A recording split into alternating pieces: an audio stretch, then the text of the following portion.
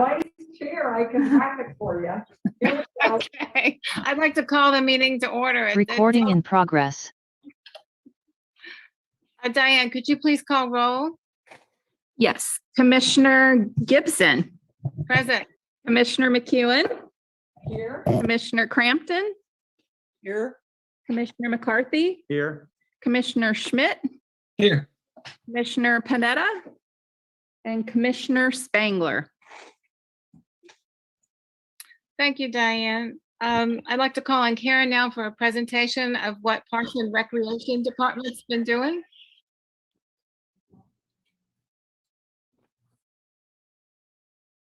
Good evening, commissioners. Thank you so much. We are excited to present you our activities and operations for the last few months from September to November.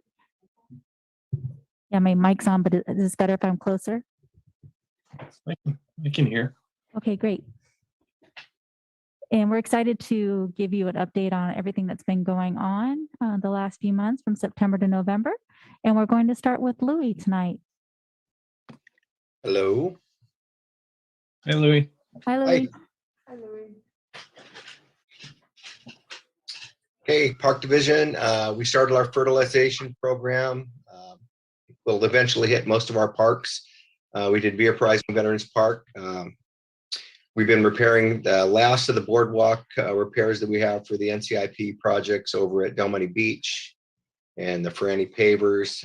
We fixed the netting that protects the parking lot area, Jack's Park. We planted 585 plants. We turned off all the irrigation last month, hoping we'd get more rain, and we're going to hold on until we do. Beach, burying our animals, and transient camp removal, 57 hours, pretty low. We're pretty low this time.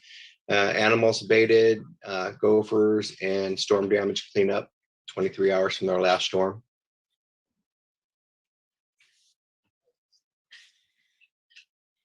The finishing touches went on the park's wall with the art project at Montecito Park, the artwork that the kids made.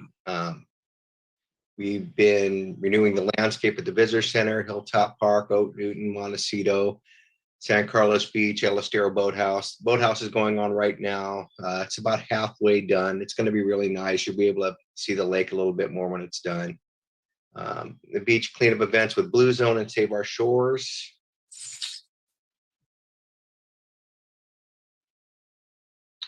We've been keeping up with our fuel reduction, Huckleberry Hill.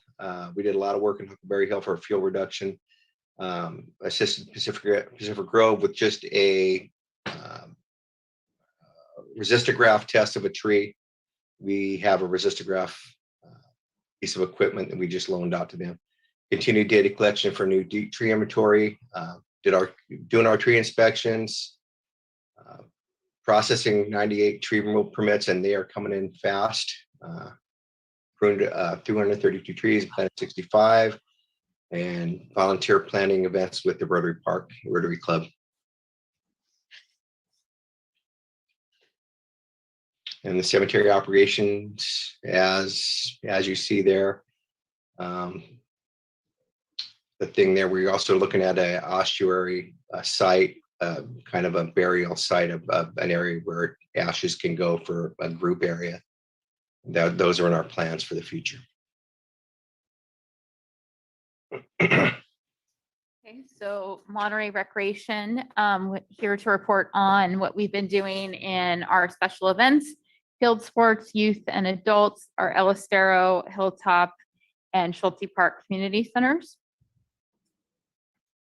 So we hosted our second annual Thanksgiving drive-through meal distribution. Again, it was COVID-19 safe drive-through with home delivery for those who were homebound.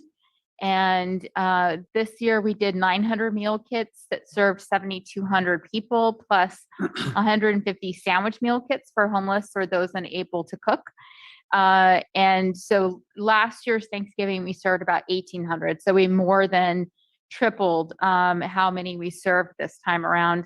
And this was all in partnership with the Food Bank for Monterey County, the Kiwanis Club of Monterey, and the DLI Air Force volunteers. And we also had a lot of support from Monterey Fire, Monterey PD. They helped with deliveries to the homebound individuals. So it really was a team effort. And we had a really great day. That was a photo afterwards. So it was just a wonderful event. We got nothing but positive feedback and really helped a lot of people. So that was just really, we just loved it. So it was a great day. And then our adult field sports programs continue to be incredibly popular. We wrapped up our 30 and over adult baseball and our fall softball leagues. We resumed Ultimate Frisbee on November 29th. What's next? We'll be starting our spring men's and co-ed softball leagues.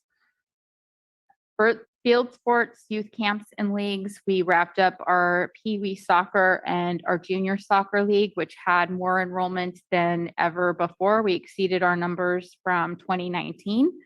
We just started Pee Wee flag football and junior flag football, and again, we exceeded our 2019 numbers. So there is an overwhelming demand for youth sports and adult sports.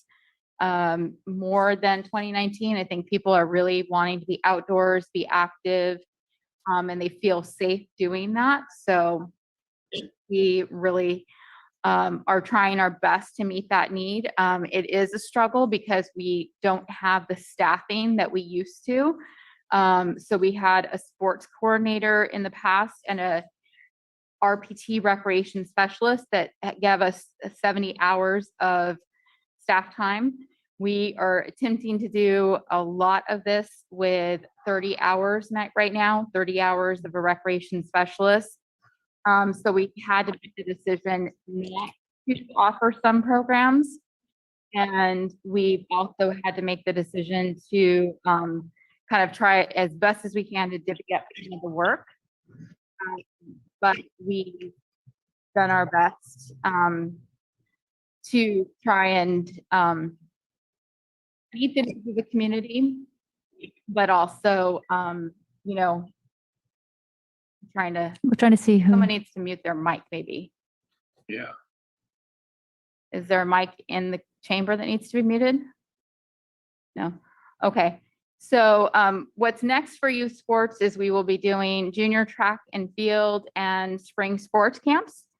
And we are just really, we're trying to do our absolute best. We're having overwhelming response, but it is very tough, both for a recreation and the sports center to do both youth and adult sports, meet the demands of the community when we're both operating with less than half of our normal staffing.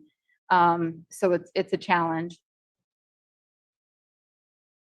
And then our field sports facilities and revenue are also doing incredibly well. We know that the Amberjacks will be returning for 2022. They actually have already given us their schedule. And so we just have not worked on that contract yet. For their continued to be high demand for city facilities and outdoor sports programs. So we are doing our best to meet the needs and booking them and trying not to double book and overbook. Our field sports use permits revenue for the 3 months was about just under $15,000. And our revenue so far for the fiscal year is at 63.7%. So with this rate, we're going to exceed our revenue projections. But again, it's really taking a toll on the staff because we're just really working at capacity and it's not really sustainable. One other thing to note is that we are all signed, hopefully sealed, ready to go with Ballpark Advertising. So that will be the first year. They delayed implementation of Ballpark Advertising because it didn't make sense to do Ballpark Advertising when there was no Monterey High School sports last year. So this will be the first full season of advertising. So that will be Monterey Pony and Monterey High School Ballpark Advertising starting. Signs can potentially go up January 1st. And then another thing that will be having an impact on our revenues and our field usage will be that the high school sports and pony sports will pick up again, kind of in February will be softball, baseball, and pony baseball, softball starting up. So that will be coming up soon. So Monterey Recreation was also voted favorite summer camp. We were family favorites winner for 2021 and 2022 favorite summer camp, and we are planning for the return of our traditional summer camps for 2022. We are already thinking, how are we going to keep them COVID-19 safe, especially a program like Camp Kinsabi, where how do we deal with a situation where children are coming from all over the country, they're sleeping together, they're eating together, they're very close proximity. So how do we do that? We're also working on figuring out how do we recruit responsible and caring staff, which is more challenging because we may have less returning staff than we've ever had before, because it's now been almost maybe even longer than that, 2 full years where we have lost those returning staff. And so the knowledge that they had, we may not have.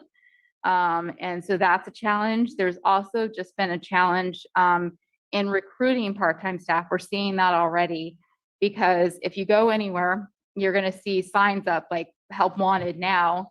And people are hiring on the spot. They're paying more than minimum wage. They're offering benefits, paying towards education, Spotify accounts, signing bonuses. I mean, there's all these things. So it's very difficult for us to compete with those type of jobs in and out. Starbucks, and Target, anyone is starting at more than minimum wage. So it is definitely a challenge for us to recruit and make sure that we get responsible and caring staff with, again, a limited budget. And then we also want to keep the tradition of our camps, but we also want to be innovative and fun. And how do we do that? Now is the opportunity to make some changes. People are going to be expecting some changes. We don't want to be bringing back a camp and just have it be the exact same thing, especially since it's potentially the kids will not even be the same children. So we want to be innovative. We want to keep the tradition, but we want to also still bring something new. So it is going to be a challenge, and we are planning for the return of those camps. Can't say that they are for sure 100% locked in, but they are in the budget. And again, it will just be determined by all these other outside factors, really, primarily COVID. We just don't know what it's going to do. So we'll see. And then Schulte Park Center continues to grow and be busy. We're open Monday through Friday. We are monitoring activities, and for instance, the week of Thanksgiving, because people were taking time off, we kind of shuttered or offered less programming during that time, which helps our budget, but we still tried to make sure we offered the services that people needed. Same thing at Christmas. We kind of will be a little bit darker during those holiday times, but we are offering a full range of programs. Alliance on Aging is offering programs by appointment. We're doing our drive-through Meals on Wheels and have served 927 meals for September through November. The senior produce distribution is there instead of El Estero. And we've served just under 1,200 people for 3 months. In January, it's going to continue, and we're upping the number of participants each week because of the demand. It's been full every week, so we're going to go up again to meet that need. And we're just going to continue to expand program offerings and try to make sure that the facility is programmed, every single room at as many hours of the day as we can within our framework. So El Estero Park Center is open now on a program based on program schedule. And so gymnastics has returned. It's incredibly popular. We offer hip hop dance, preschool dance, fencing, piano lessons. We're expanding our toddler age programs in January 2022. And we're just looking for opportunities to continue to add more programs and staffing, as needed. And we're just not going to be open potentially if there's no people in the building, for instance. But we just want to make sure that we're offering what is needed, and we're just being really flexible and really nimble. And then Hilltop is also kind of the same schedule. It's on a program schedule. They offer a fall break program. They're very popular with their Pilates for bone health, monthly blood drives. They have guitar and piano lessons, which filled very, very quickly. Ballet for tots and youth. They're preparing for our winter break program, which actually is full. We had to go and open up a wait list. And then we are preparing for the return of adult ceramics in January 2022. Sorry. We continue to operate our preschool programs, which you can see there, and they're really about preparing kids for kindergarten. And so we just also want to make sure that they have lots of fun activities and things to keep them occupied while they are learning. So, they had their holiday Halloween and their Thanksgiving and all of their activities, but we also really try and focus to make sure that they have a curriculum throughout the day that focuses on art and science and math and reading and all of the things that they need to get them ready for kindergarten. So we have never heard from a parent that their child went into kindergarten and they were not ready for what the teacher was teaching them. So that's been very good. So we still have space in our preschool programs if anyone's looking. Cool thing in the picture. That I don't know if Rachel's available, but yeah, that is one of their science experiments that they're trying to explain to them. I think it's like a tornado type. It looks like a vortex. Yeah. Thank you, Donna. So what's next for us? There's a lot. We are planning for our holiday drive-through meals. We will be doing that. The goal is 1,000 meal kits, which will serve hopefully 8,000 people with homebound deliveries. And that'll again will be a partnership with the Kiwanis and the food bank, and hopefully we'll have some support from other city departments. Again, we're always looking at expanding of our program offerings based on staff capacity. Hopefully mid-year, we're going to be able to get some additional staffing. Hopefully our sports coordinator positions will be able to come back, potentially some additional part-time assistants. And then we're going to be gearing up for our summer staff recruitment for 2022. And we're going to be planning for the return of our traditional summer camps. So we're just really, really busy. It has not stopped. There's less of us, but the workload has not changed. It's just, I think, actually multiplied because we're still trying to do so much with just, less of us. There's, 7, who are really getting everything as much as we possibly can done. And then we're just relying on a lot of part-time staff to, provide the winter break programs and the field sports programs. And we're really trying our absolute best to supervise and make sure that everyone is doing, the best so that the participants and their parents and everyone are having a great time. But it takes a lot to manage staff and participants and parents, and just make sure that you're dealing with all the issues that come up in the customer service. And it's never easy when you're dealing with children because there's so many potential things that can come up. So we are, I always just worry, like what could happen, but we're doing really, really well. We have a really great team, and looking forward to the spring. So that is it for Monterey Recreation. So I think Andrea Willer is next, and I have not seen her, but I think she's there. I'm here. Can you hear me? Yes. Okay, great. Hi, everybody. Great to see you. Great. So you're going to probably hear very familiar or similar themes at the Sports Center, as Shannon just shared with recreation. Overall, I would say we're doing very, very well considering our staffing levels, our budget limitations, the fact that masks are still required in the gym while you're working out. All things considered, I think we're doing well. But there are definitely some challenges, so we'll go through that. As far as membership and pass sales, this is just for the 3 months of September, October, November. We sold 5,800 day passes. We sold a little over 2,000 memberships, and you see the revenue there. And our average weekly attendance went up about 1,000 per week compared to the last time we presented. So we're now seeing around 4,500 people per week in the facility, which, you know, is not anywhere near where we used to be, but the numbers are continuing to go up, which is very encouraging. Like I said, it's very difficult to wear a mask while you're working out. And so we're very limited in who will come back to the Sports Center based on that, but the numbers continue to improve. So we're happy about that.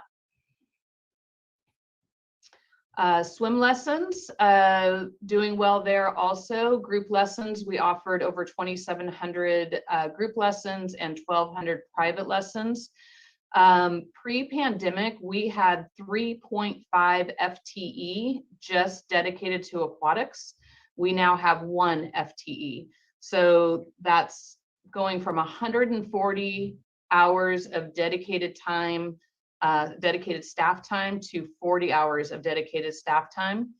And I can't even say all 40 hours because we all also, as you guys know, share the load in supervising the facility and walking around and enforcing the mask policy and responding to emergencies.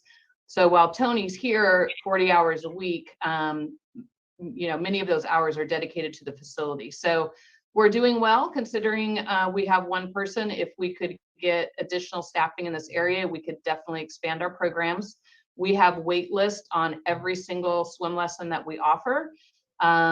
We will be expanding in the spring. We'll be offering more sessions and a greater variety of sessions. And so we're looking forward to that, but it's going to be a very, very heavy lift for Tony as the only person in aquatics.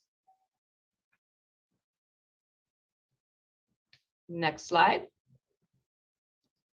Endurance Swim is actually a new program that, or a new fee-based program. It used to be a drop-in class, part of our group exercise. We decided to restructure it almost like a master swim program and make it fee-based. This is the first time we've tried this, and it's going very well.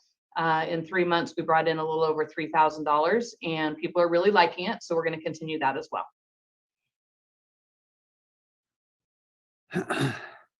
Sports programs, gym programs, again, going well. We have just 0.75 FTE in this area. We used to have 1.75. So we do not have our full-time sports coordinator yet. Ryan is serving as an RPT rec specialist.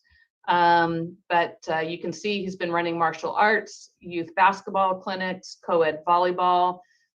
Again, all of those going well, wait list for all of them. You'll notice we did not run, and we aren't planning on running, our basketball league, which is one of our biggest programs. That's a combination of not having enough full-time staff, but also really challenged in recruiting part-time staff. Several of our part-time staff that typically help out with the basketball league did not want to get vaccinated and therefore could not come back to work. And others have just moved on and are doing other things. So combination of lack of full-time staff and difficulty recruiting part-time staff. We did have a fall sports camp with 37 participants.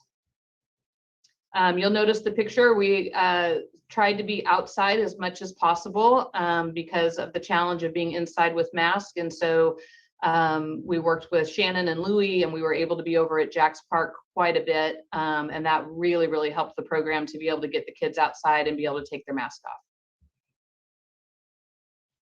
Group exercise is going really well. And again, very challenging to take a group exercise class with a mask on, especially the high intensity classes like indoor cycling or HIIT or BOSU, functional strength.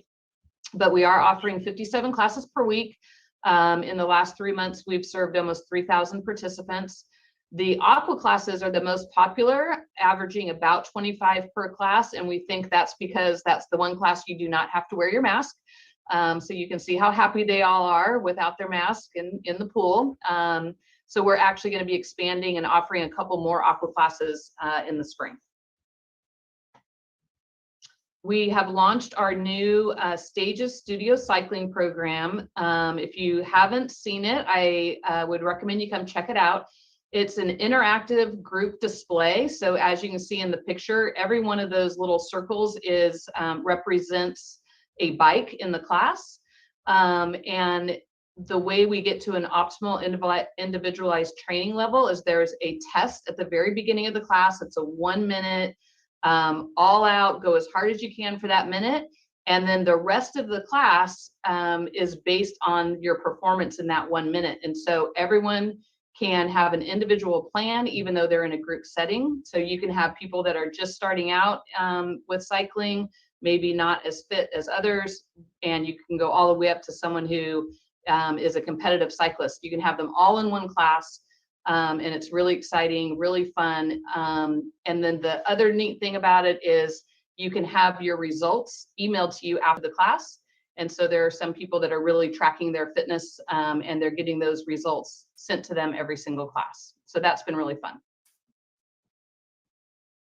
We were able to start our personal training program back up. Lori Atate is overseeing that and has really revamped the entire program. It's going very, very well.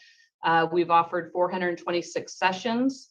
In the last 3 months, we've sold 44 new packages at a value of $25,000. The personal trainers are also doing new member orientations. And so we have a group orientation that's free to new members, or if you want an individual orientation, you can pay $25. And so that program's going very well also. Facility rentals, birthday parties. We have had 6 birthday parties in the last 3 months, and I think we have a birthday party booked every weekend for the next 2 months. You see the picture there, that's called a Wibbit, and it's basically a floating obstacle course. The kids absolutely love it. And so we're using it for our camp programs. You also can rent it as part of your birthday party package. And we really think that has increased our reservations there. And then we also do individual lane reservations as well for different groups. And again, because you don't have to wear the mask in the water, the pool has been very busy, very popular. Okay, so revenue, we budgeted 1.3 million.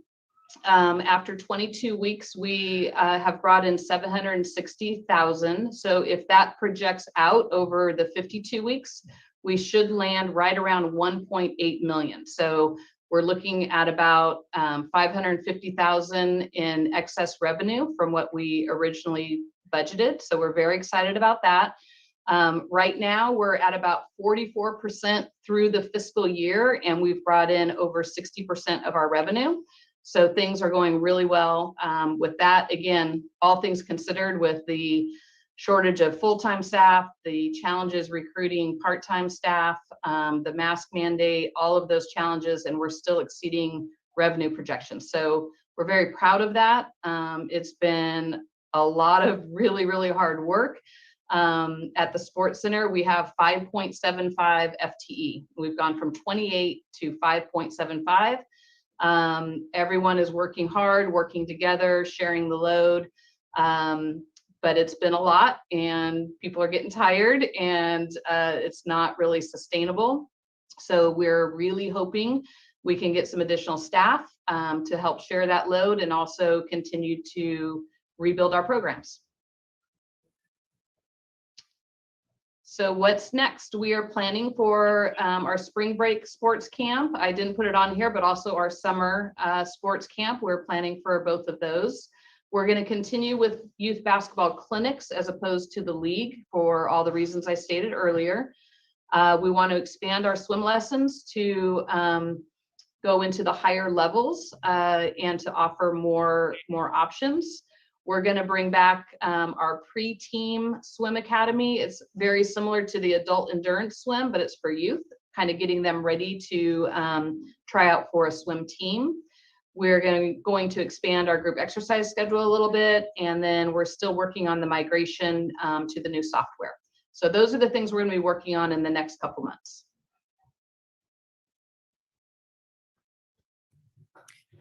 So what else is left for the Monterey, actually for the Parks and Recreation Department, where we just got approved last night through City Council to the 5% fee increases that will go to a dedicated facility maintenance and improvement fund. So those new fees will take effect in January. So it's kind of exciting. It's always a little painful to increase fees, but we are excited about that dedicated fund that will go towards Parks and Recreation facilities. The minimum wage increase is coming up on January 1st. So staff has been working hard to prepare all our personal action forms and all the other work that goes along with that to make sure that our budgets and our staff is ready. And we're getting ready to launch the Amelia store for online registration, as that's with our new software program. It has been a very heavy lift for this team to be implementing a brand new software system. You have to remember that we were with our other software system for multiple decades. So it is really challenging to change to something completely new. We're in that process of adjusting our business processes that will meet the needs of the software, but also configuring the software to meet our business practices. And sometimes there's adjustments on both ends of that.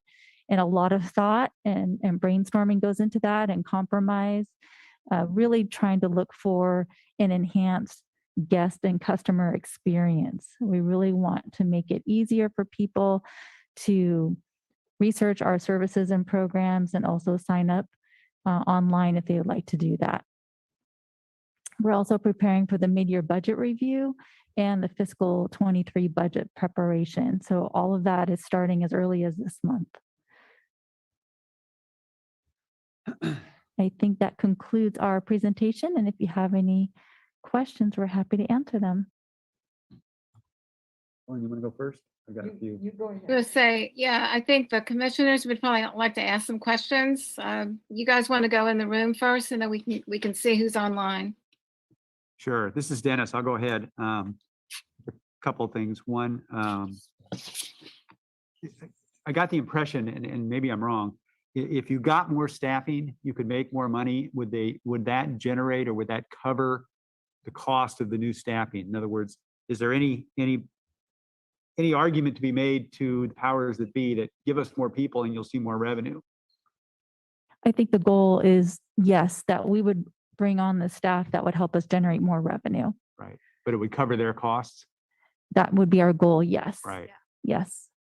So what For sure, like in sports and things like that, you definitely can recover your revenue. Right. Where it may be a little more challenging to actually equate is when you do things like maybe a front desk staff person, or even our cleaning and facility attendants. Right. Sometimes that's hard to equivalent, to revenue. But if your facility is clean and safe and your customer service is good, then you have your customer retention, or you're able to upsell services and programs. So, and then we're talking, all of us as a team too, about retention. If you're having this constant turnover of part-time, then we spend a lot of time recruiting and hiring and training, and then starting all over again. Right. So Okay. Karen, when would that decision be made? Is that something you put forward? You look like you're ahead of revenue projections. Yeah, so we're exploring that right now. It is mid-year budget time, so we're exploring those numbers and working with city management on proposals for that. Yeah. And what we're trying to do is balance, the concept of being affordable, because recreation still needs to be affordable, and cost recovery. So we may not be 100% cost recovery because we are not really supposed to be 100% Right. cost recovery, but we can hopefully offset as much as possible.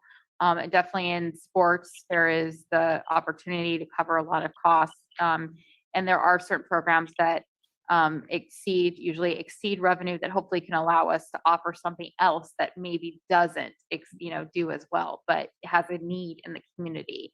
Particularly if you got waitlisted, you can pretty much project what revenue you'd make if you were able to fill out more classes. That's just a way of looking at it too. Sure. Yep. Absolutely. Go ahead, Ellen. Oh. I have a question regarding sort of the accounting side of it. The projected revenue for the Sports Center, for instance, was, Andrea said, that anticipated to be several $100,000 over projected. Does that then go back into the general fund, or does it go back into Parks and Rec fund, or does it go into just Sports Center fund? It goes back to the general fund. Oh. And the one thing that we always have to keep in mind that there's more to all of our facilities and services than just our operational costs, right? So the city has to look at things like debt service repayment, right? That's not something that necessarily, if you think about all the revenue generation that you need to do, like Shannon said, we can't really be 100% cost recovery on every single thing that we do as recreators. Yeah. Especially when you want to offer some things for free or food distribution, and we're not recovering costs on those types of things. But it does go back into the general fund, which again also supports our capital improvements for the facility and other things like that. And Thank you. everything helps cost recovery. Everything helps, yes. Yeah. Well, I hate to state the obvious, but the harder you work and the more money you make, the argument's going to be you don't need more people. So Well, that's our challenge, is that we know we could be victims of our own success, Exactly. but, So, and there's been times we've been given advice like, well, maybe you should fail. And then but that's not our nature no, in our department. It's not our personal nature, and it's not our department's I'm nature. certainly not suggesting that, but So- I think there is an argument that you've got to be careful of that, because you want to push forward, you want to add, you want to grow, but if you're not seeing that return pretty soon, you guys in this room are dedicated, but you're going to get people that are not, and you're going to lose them. And we are trying to tell that story for sure, that yes, we're showing that we could be successful, but we're sharing that is not sustainable for long periods of time, as far as people feel burnt out, or they may feel like they're doing multiple jobs. We work really hard to keep up morale and support people. And even for something different this year, is we're going to be closed more over the holidays. The Sports Center used to only be closed 4 days a year. And this time we'd really discussed it, that one, it's a staffing challenge, right? You're begging people to work on Christmas Eve, but also for the morale for this team that has been working full throttle for a couple of years now, it does their morale good if they can have like Christmas Eve and Christmas Day and the day after Christmas off. So one follow-up question on that's related, and that is, again, in the distant past, I coached in the basketball league, and you talked about not having staffing sufficient. And I know a lot of the staff, part-time staff especially, I think, has taken on some of those coaching obligations. I'm trying to understand, is there still a possibility, for example, the basketball league seems to be very popular. Isn't there a way to get volunteers in there, or is that just too much training involved and certification, et cetera, so that it's not workable? I can share some of my point of view, but then Andrea could probably chime in, and then for field sports, if Shannon, if you want to say anything, but It's really Yeah. become a challenge for volunteers. They do want almost to set their own schedule as well, which is hard. But there's so many requirements now that are coming with training. And they have to go through some online training through our Target Solutions that are completely out of our hands, that, it's a challenge to get a volunteer to make that commitment to do a lot of online training, mandated reporting, immunizations, active vaccinations. but you're not allowed to bring anyone on board who is not fully vaccinated, which I support, but it's almost to the point of this person is an employee. that level of training. So it's not that a volunteer is any less work for staff. It's basically the same. So I see a couple hands raised. Sid, you have a question or a comment? Yeah, since it was brought up, the idea of the summer camps coming up and having quite a few campers coming from out of the area, are you going to be mandating vaccines for those kids as well? It's a discussion that we are thinking about, and we are not sure if that's a decision that's going to be made at the departmental level or if the city attorney will be involved. It really depends on some guidance that we're going to probably have to seek. Every camp handles things a little bit differently. We'll most likely go by what's the recommendation that's coming from the state, most likely, in the Monterey County Health Department. So Christian Lacey, do you have any questions for what's been presented? I do not. Sounds good. Okay. If there aren't any other commissioners who'd like to speak up, Nate, could you run us through for opening of public comments? I sure will, Madam Chair. Good evening. Good evening, everyone. The City of Monterey is committed to the safe attendance of this public meeting. Masks are required for everyone in person, regardless of vaccination status, except for those under 2 years of age or have a medical condition that prevents wearing a mask. We also ask attendees in the council chambers, please keep phones muted to prevent audio interference with tonight's meeting. We continue to offer virtual methods to participate in this meeting. We encourage members of the public to join our meeting via Zoom Gov. Joining on Zoom is preferred because there is no lag time. You are connected live to the meeting in real time. This meeting is also streamed live on youtube.com/City of Monterey with an approximately 10-second delay, and also on Comcast channel 25 with a 90-second delay. If you plan to make a public comment, join the meeting using Zoom on the app or by telephone. To join the meeting on Zoom on your computer or phone, use the link or phone number on the agenda at isearchmonterey.org. Since the meeting has started, you'll find the agenda under the Recent tab. To join by telephone, dial 833-568-8864. Then enter meeting ID 160-566-3903#. And if prompted to enter a participant ID, press pound again. Detailed instructions on using Zoom are available at monterey.org/public-meeting. To make a public comment, raise your hand using Zoom, or if you are connected by telephone, dial *9 to raise your hand, then *6 to unmute yourself. Public commenters will be muted until it is their turn to speak. We also ask that public commenters turn off your television or computer speakers or go to another room while connected by phone.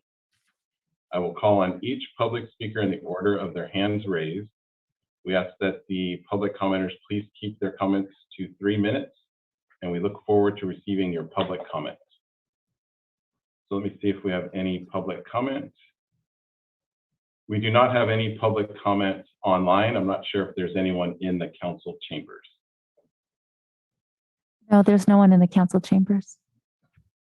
Well, in that case, public comments are now closed on this presentation. We now move on to approval of the minutes for the Parks and Recreation Commission on Thursday, April 26, 2021. Does anyone have any questions or comments concerning those minutes? If not, would someone care to make a motion? Is there a second? I said second. Any further discussion? If not, all those in favor, raise your hand. All those opposed? Okay, those minutes are approved. Now moving on to the approval of minutes from the Parks and Recreation Commission meeting of Wednesday, September 8th. Are there any questions concerning those particular minutes? If not, would someone care to make a motion?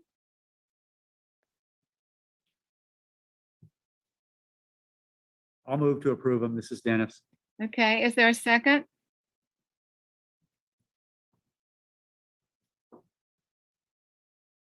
I'm not sure who's on the phone.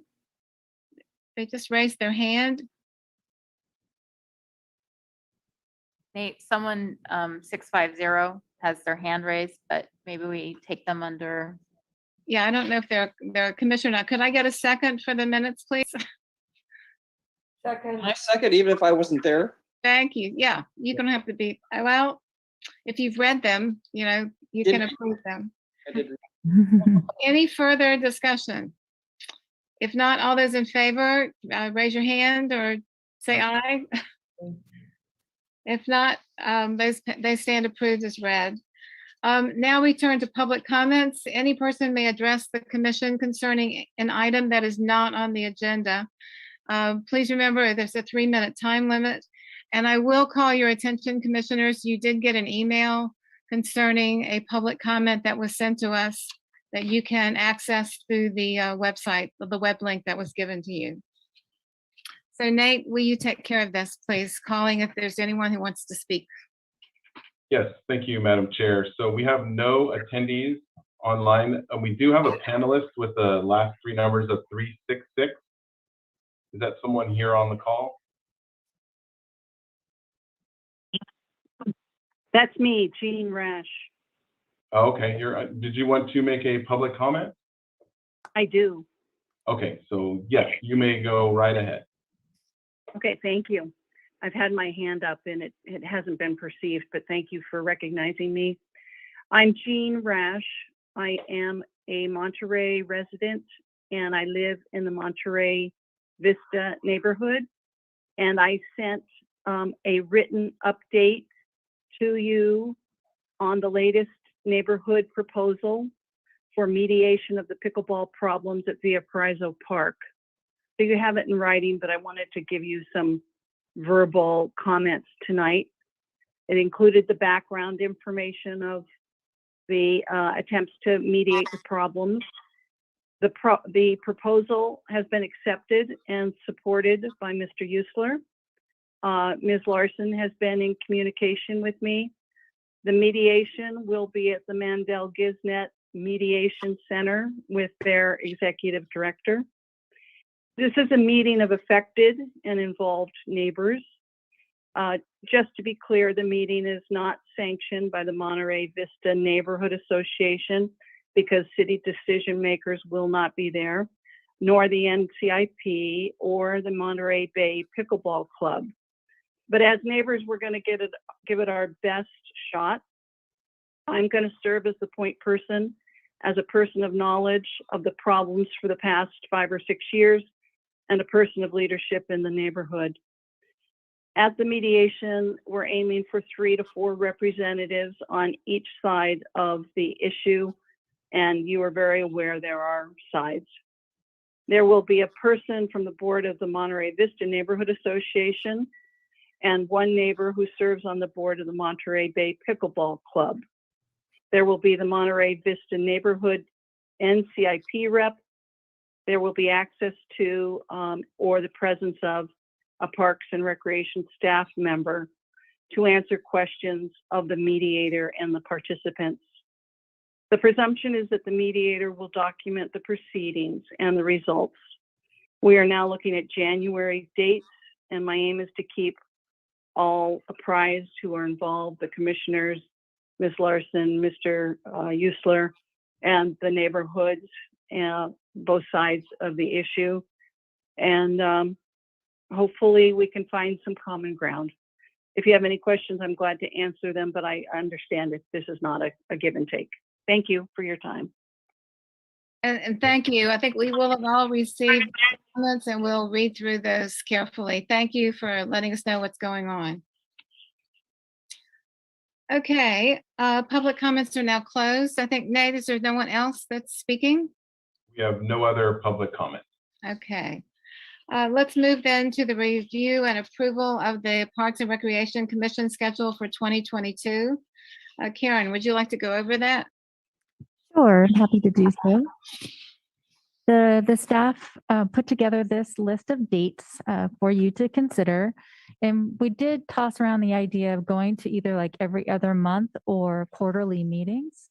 But because of the pandemic and because of budgetary developments and things like that, we thought it might be best to go ahead and schedule them each month. So we have that flexibility as a team along with you to have meetings as needed, but that with the understanding that you'd understand that we most likely won't be meeting every month unless we really need to.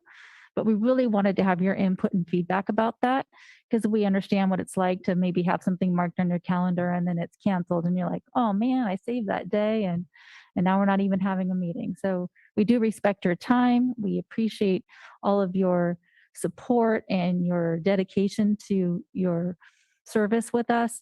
But this is what we decided as a team would be best to present a meeting each month with the idea of meeting every other month or even quarterly.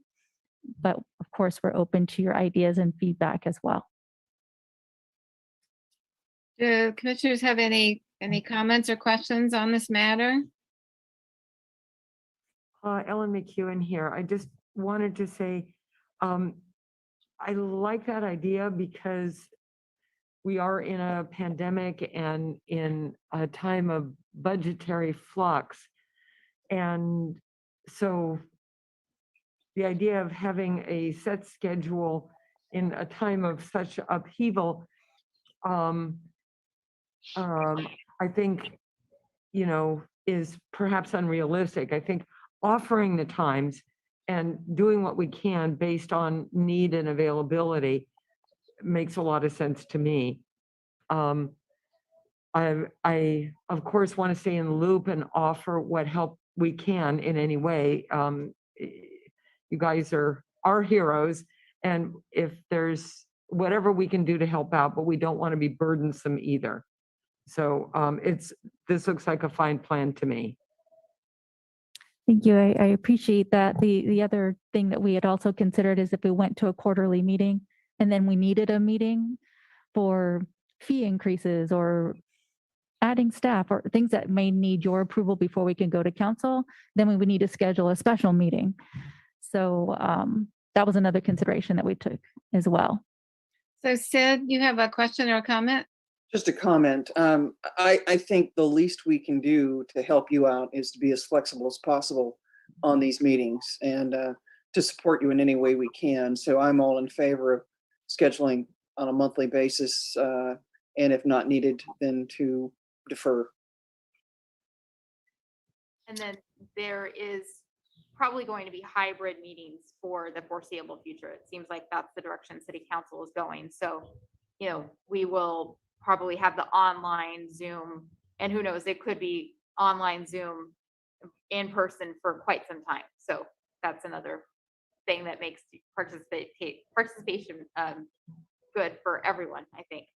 So I guess I'd concur with Ellen's comments too. We don't want to be a burden. I mean, you guys are already pretty stretched for time as it is, and we're all flexible in terms of having to miss a meeting if there's really nothing to report as well.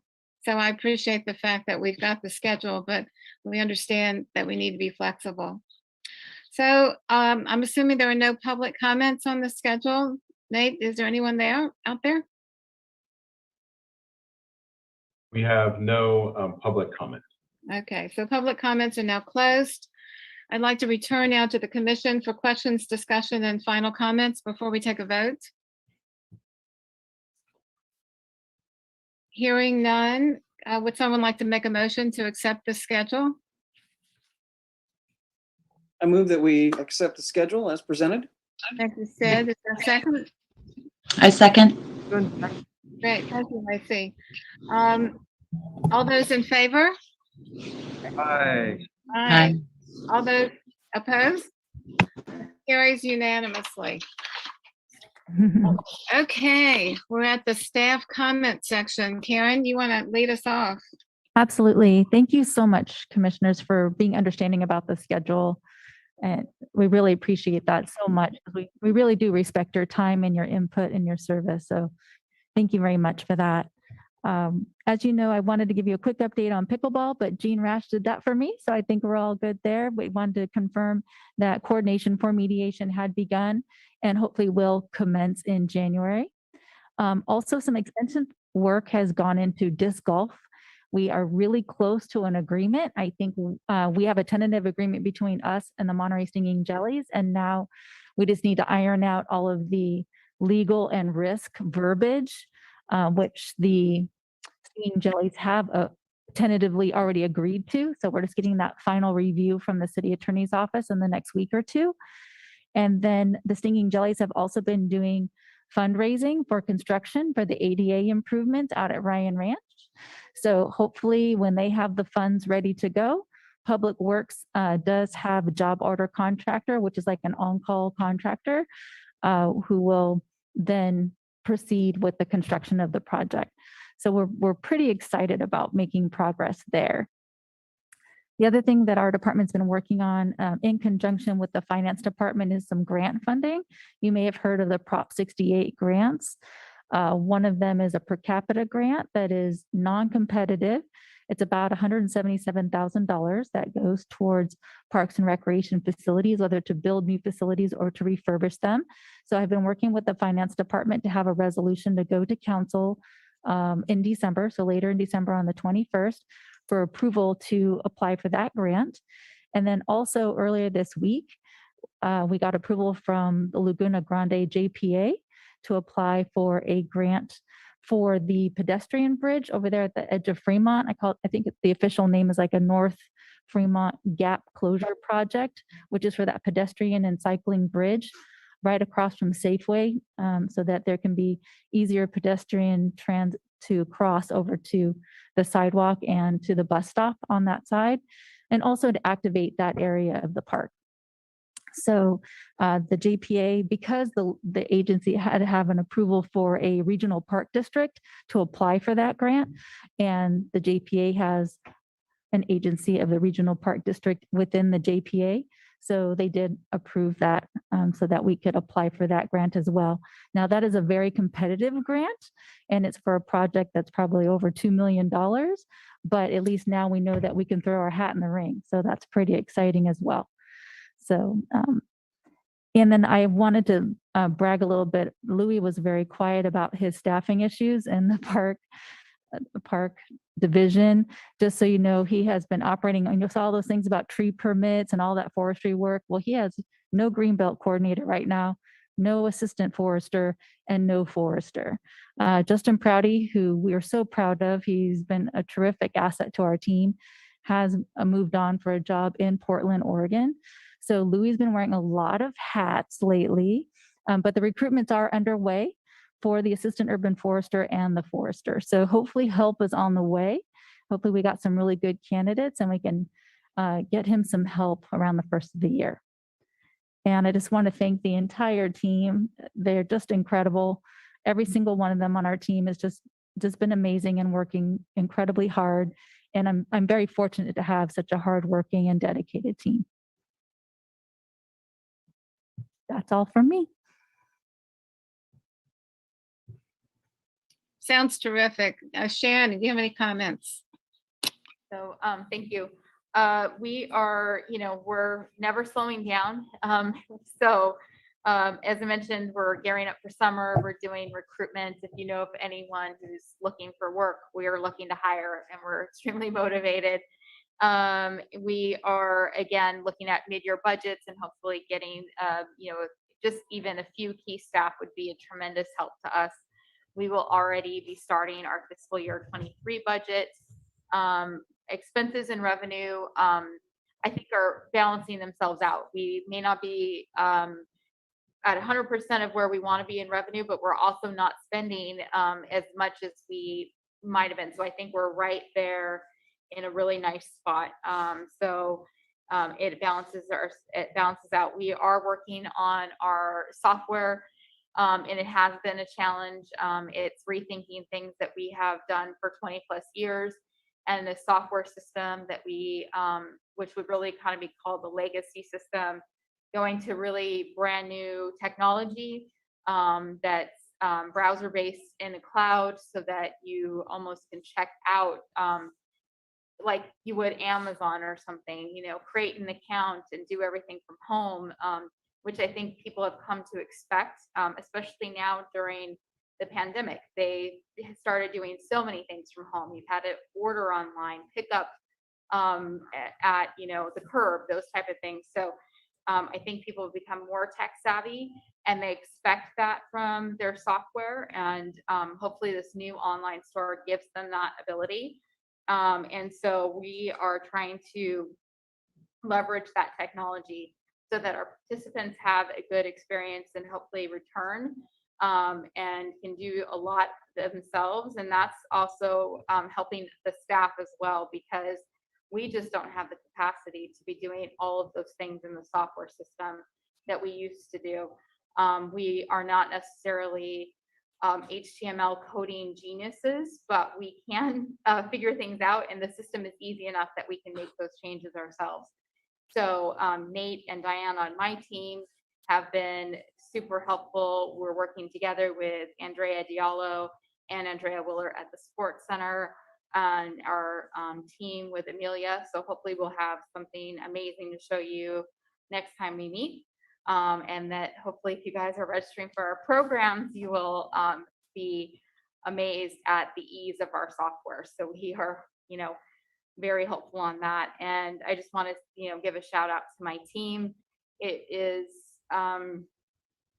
if you were to see us at our Thanksgiving drive-thrus or our Christmas holiday drive-thrus, which, we'd love you guys to swing by on the 23rd.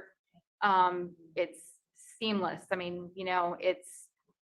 we're just a great team. You wouldn't even know, all that it goes into doing that. And we just work so well together. So we're down-staffed, but we just keep plugging along. We're, there's only like 6.75 of us as opposed to, 15 plus and 150 part-timers. But, without Nate Coda, Sarah Zeal, Rachel Dice, Misty True, Diane here, and Brent Almario. Hopefully I didn't miss anyone.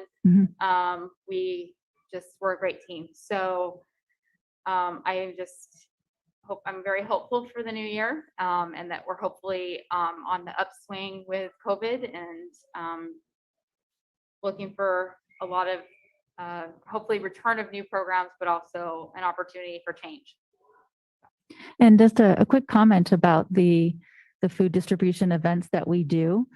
We've been told multiple times that we do such a good job that we are now a model of how to do that service, that people now come and watch, or are recommended also to come watch how we do it, so that that people can do the same thing in their communities. So everything from the traffic safety to the customer service to the ease and the speed of which people can get through and pick up their food. And even the way that we market the event and take reservations. So they truly are a model to other agencies. Andrea, any more comments you'd like to make? Just really want to recognize my staff. Again, it's a challenging situation. If you look at someone like Tony and Aquatics, being a one-person show now, doing everything for his program, from marketing to calling every single parent who wants a private swim lesson and arranging that time and writing the contract up, putting it into the software system. When we say our team is, each individual is wearing multiple hats, they truly are. And they are so dedicated and so loyal and want so much for the Sports Center to succeed. And, in particular, I feel for those former full-time staff who are now back as part-time staff. That is a real challenge, as you can imagine, being asked to come back in a, lesser capacity with, lower wages, no benefits, et cetera. But like Shannon was saying, our team here at the Sports Center is very strong. We work very well together. And I'm super, super proud of what we've been able to accomplish. And I am hopeful that we can become whole soon and continue to serve our community the way we want to serve the community. So thank you. Thank you. Louis, oops. Okay. Well, this time of year, we do our turf renovation and our fertilization in all our parks. And also we get caught up on the tree trimming on the rec trail. We've started on rec trail A right now. So we'll open all that up and make it safer and just keep plugging away. We do. That's it for me. So it's time for commissioner comments, and I guess I'm just going to take the opportunity to talk first. I guess one is, we feel like we all have your backs. I guess we just would like to know if there's something we can do to help in terms of personnel constraints. I'm concerned about burnout. I think Dennis's comment and Ellen, all of us feel your pain, and I don't really know how we help other than giving, you have our full support in going forward. If there are other positive things that we can do to help that along, we'd love to know about it. And the only other comment I'm going to make is I actually had the opportunity to dog sit in Seattle in September with my son's dog, and I had 3 dog parks within 5 blocks. And I was amazed how well these work in a very small space. So I really would like to see something happen with that in this next year. It's been on our schedule for a long time. I was very impressed with how they're run. And that's all for me. So Commissioner, anybody who wants to go next, feel free. This Lacey here. I hope you can hear me. Donna, I just wanted to say I appreciate your leadership as chair through this hybrid time of meeting, and you've done a great job. And staff, you're inspiring, and just thank you for all your hard work. It's pretty amazing. Thank you.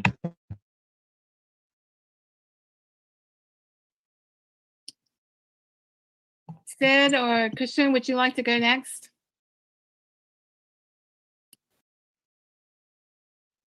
I mean, I'd be repeating the same thing, that you all deserve the kudos and just the amazing amount of work that you guys do. And repeat the thing, if there's anything we can do, please just say it, because we want to support you more than we do and that we know how to do. So just say the word and we're there. Thank you. I'd just like to repeat what the other commissioners said, and that's I'm absolutely amazed at the job that you do with such limited resources. And it's really been a difficult task. I can't even think of the word, can't even say it. And I am truly impressed. And I see the mayor walk by my house every once in a while on his long walks. And so I think I'll have to stop him and put in some good words for Parks and Rec to see if we can't get some better visibility on improving the budgets for our department. So congratulations, and I hope everyone has a great holiday season. Thank you. We appreciate that.